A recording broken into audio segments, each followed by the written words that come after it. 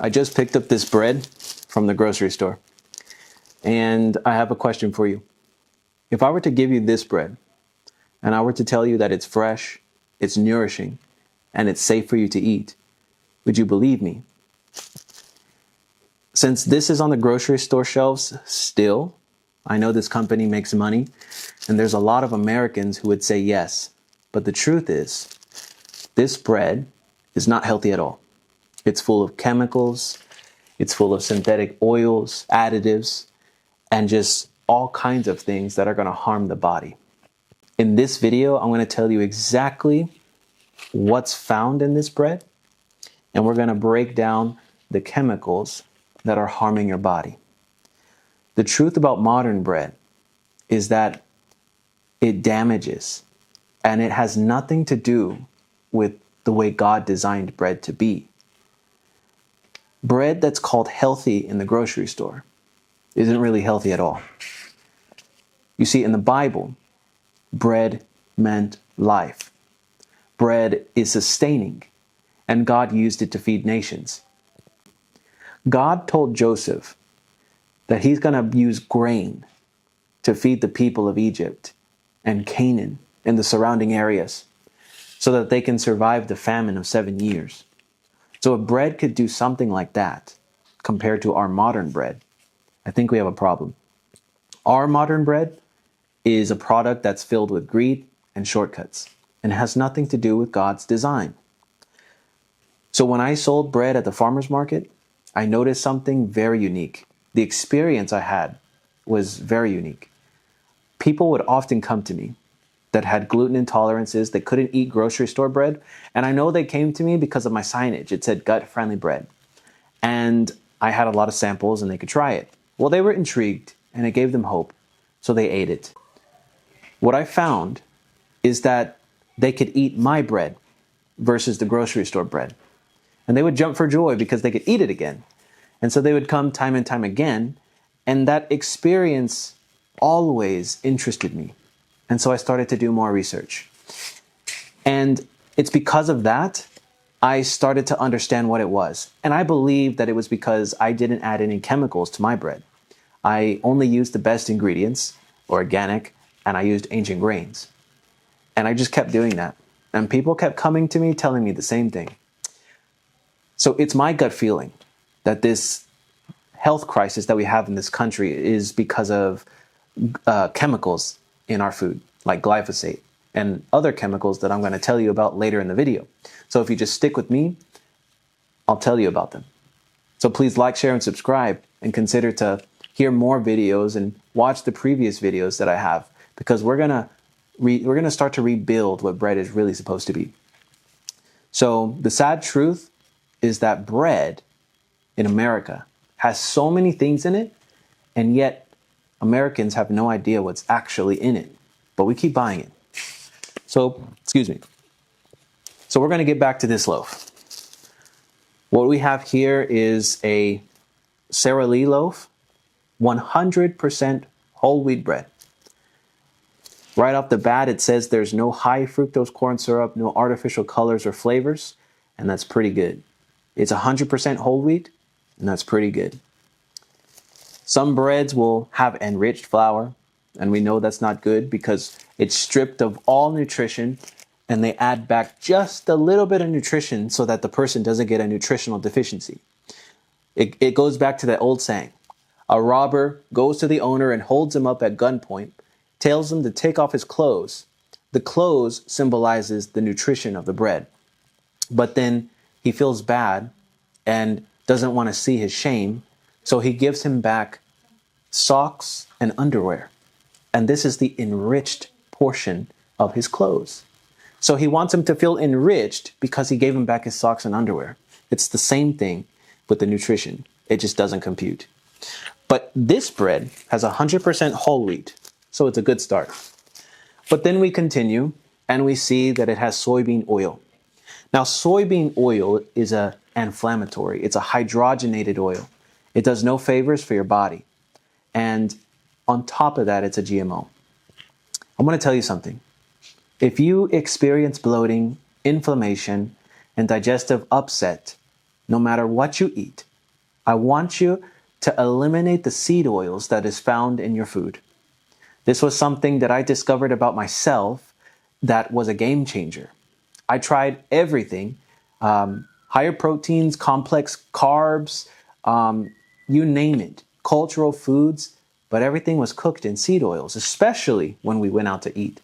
And so I eliminated it, and I had a complete reversal of inflammation. If you replace the oil, use extra virgin olive oil, or even butter. That's what we use. But extra virgin olive oil, if you get it, you want to get it from a proper source. And when you taste it, it should taste like pepper. That pepper is an anti-inflammatory, and it works opposite of a hydrogenated oil.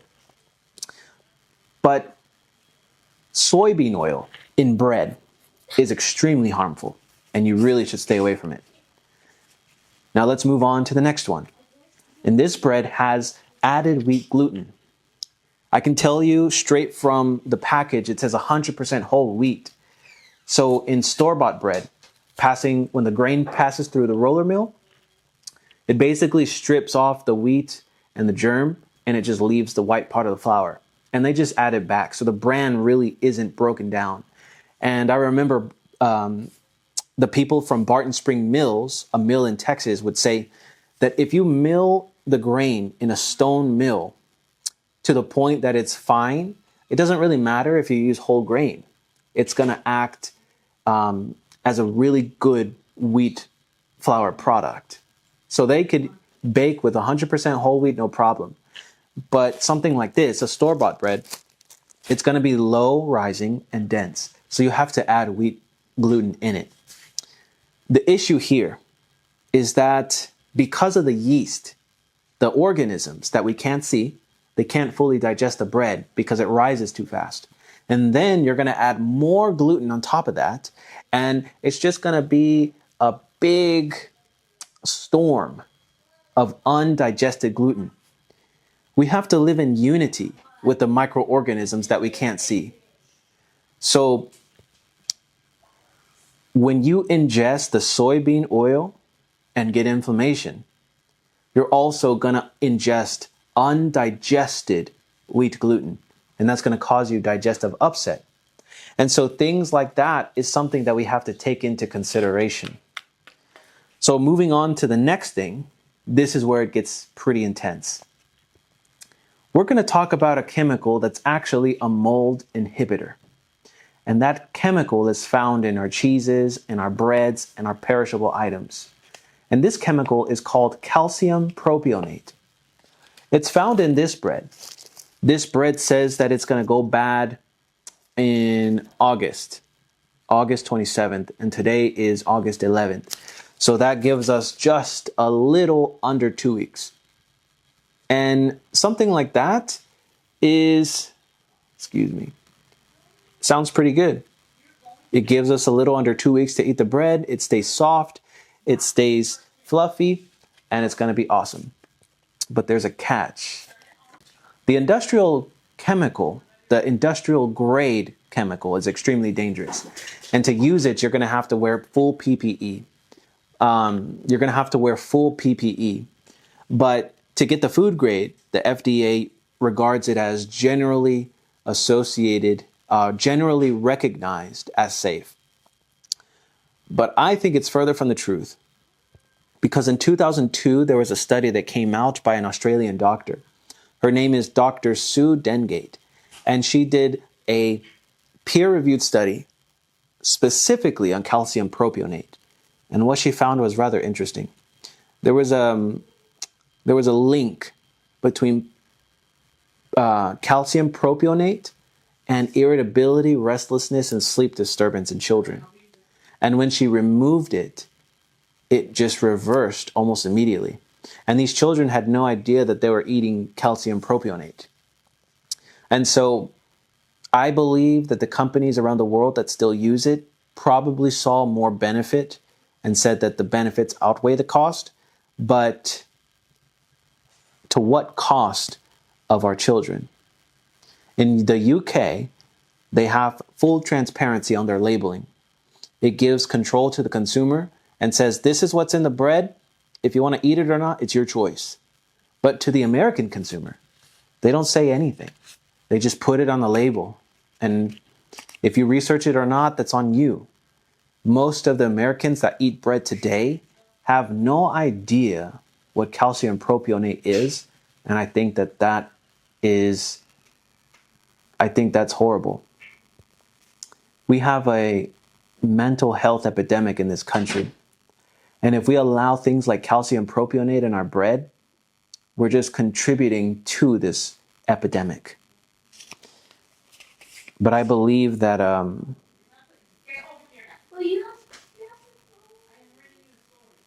take two.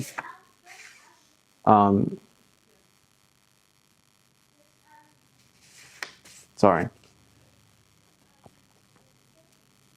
So we have an extreme mental health epidemic in this country.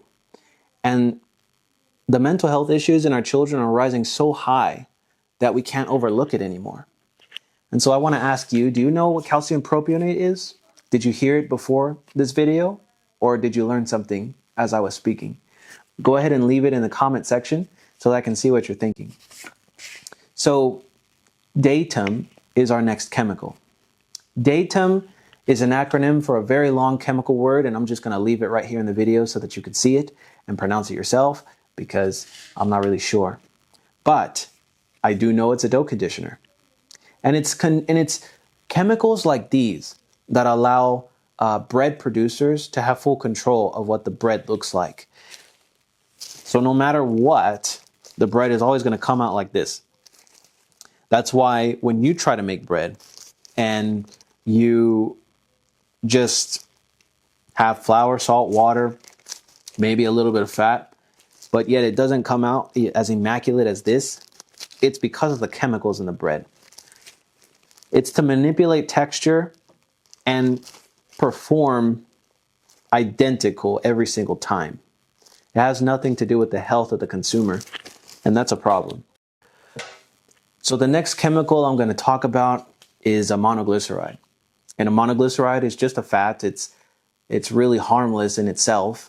But the problem here is the transparency of the label. They don't really have to be fully transparent. They could derive the fat from anything they want, whether it be a hydrogenated oil or an animal source. So for a vegan, if you're trying to eat something like bread because you're a vegan, well, it could be derived from an animal fat. Or if you're trying to escape hydrogenated oil and you decide to take a chance on whatever oil is stated in the bread, but then right next to it, it says monoglyceride, well, that could be a hydrogenated oil. We have no idea. And the same thing goes with natural flavors. Natural flavors in itself is an extremely ultra-processed technique, but they don't really have to tell you where they derive the flavor from. And then the flavor is the only thing that's derived. Has nothing to do with nutrition. Has nothing to do with the health of your body. It just only has to do with flavor. So these two things show us that transparency is not really in the interest of American business. And that needs to change. So God's design for bread is nutritious, it's sustaining, and it's alive. But modern bread is hollow and it's toxic. We've traded God's provision for man's production. And I think it's time to reverse that. God's provision can never be replaced. And we have to do something about it because the modern bread that we eat can't sustain us. If we continue on this trajectory, we are going to have some serious consequences. And we're already paying for those consequences. But I believe that we can change that. Consider downloading my ebook when it comes out, The Daily Bread Deception. In it, we're going to talk about what went wrong with bread here in the United States of America. We're going to talk about God's design for bread. And we're going to talk about how you can begin to bake bread that nourishes your family. Proverbs 23:3 tells us that we're not to desire the king's delicacies because they're deceitful. Our modern bread looks like the bread of kings in ancient times. It's fluffy, it's soft, it's shelf stable, but yet it doesn't compare in nutrition to the poor man's bread. The king had no use for calories like the poor man, and yet we do the same thing with our bread. But we need the nutrients, and we're dying. Our children are slowly dying because of what we deem as good bread. But I believe if we stick together, we can transform what bread is supposed to be. And we can rebuild it one loaf at a time. So if you like this video, please like, share, and subscribe. And I'll see you in the next one.